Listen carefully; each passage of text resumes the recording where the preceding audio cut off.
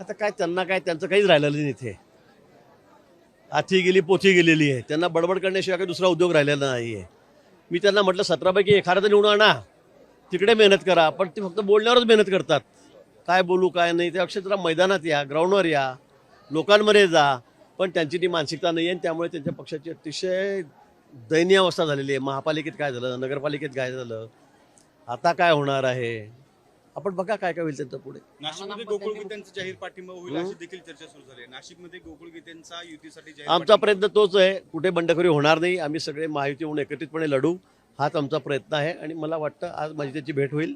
भेट झाल्यानंतर अंतिम निर्णय त्या ठिकाणी होईल. राणा दाम्पत्यांनी मुख्यमंत्र्यांची भेट घेतली जी सुनेत्रा पवारांची राज्यसभेची जागा रिकामी होणार आहे त्यासाठी दावेदारी करते अशा बरीच सूत्रांकडून माहिती समोर आली. ठीक आहे, असेल मला काही माहिती त्या बाबतीमध्ये. ठीक. कोणाची इच्छा असू शकते का? जळगावमध्ये देखील उष्णतावी निवडणूक केली आहे.